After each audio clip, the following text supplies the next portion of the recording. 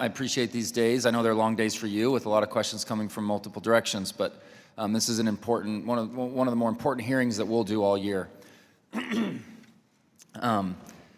So this is going to sound like a gotcha question to start off with. It is not. I want to expound on it and have a really thoughtful discussion on the corporate tax rate because it's based on our conversation last time and a continuation of that. But would you agree, can we at least say that we agree that tax policy does have an impact on our economy? It can, yes.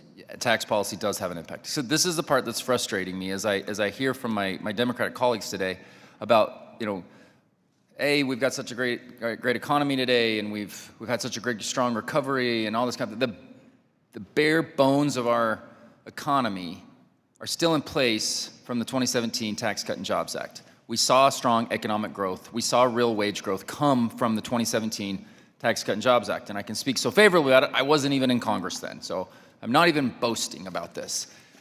As I watched COVID hit and threw everything off into the world, and then when Democratic control took over in 2021, there was massive spending, but the same tax code, the same tax rate still existed. Some things were starting to trail off. I hope to be able to reestablish the R&D tax credits as well as everybody on this committee, basically.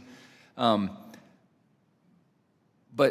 we have seen a strong economic recovery. Unemployment is low, and I can absolutely point that to the fact that we have had a consistent, simpler tax code that strengthened middle class and lower income Americans since 2017. The part that concerns me is a book that I recently read. It's called Never Split the Difference. Tax rate was 35%. 2017, we lowered it to 21, and now President Biden just wants to do 28. It almost feels like lazy to me that we're just going to say, well, okay, because you admitted last time you were here when we were having our conversation, I do believe it was too high, and now I believe it's too low. So we're just going to split the difference. But the part that I want to hit on here is, according to the Tax Foundation, the top combined marginal rate on corporate income under current law is actually 25.6%, and the president's proposal would increase that to 32.2%, a corporate tax rate that would be the second highest in the OECD behind Colombia. The Joint Committee on Tax has shown that most of the cost of a 28% corporate tax rate would be borne by Americans making less than $500,000. What specific analysis can you point to demonstrating that raising the corporate tax rate won't impose burdens on low and middle income Americans? Well, I think all of the analysis I'm familiar with shows that TCJA, including the corporate tax cut, was a regressive tax cut that disproportionately benefited the wealthy and large corporations.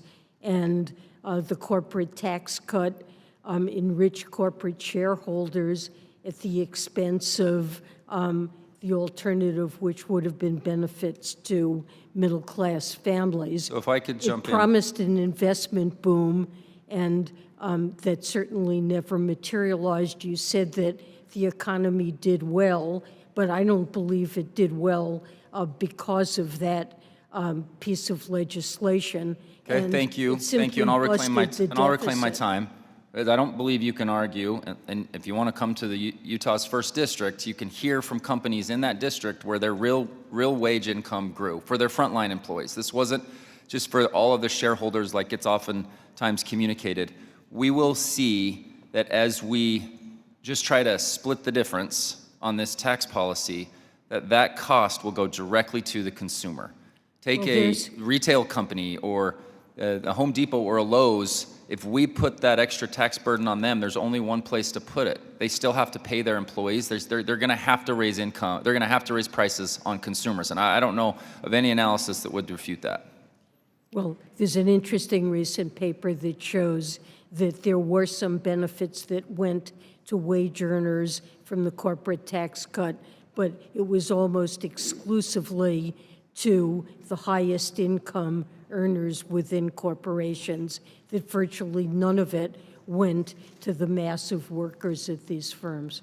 And that hasn't been my experience talking to actual companies in my actual district. I know it's considered a strong talking point from my colleagues on the left, but that hasn't been the experience. Companies had extra income that they could reinvest in their companies. They would keep it onshore. And this is the part that I just dig into that frustrates me so bad. And I'm already over time, and I appreciate the conversation, and I believe next time we'll continue to talk about the corporate tax rate. Ms. Steele.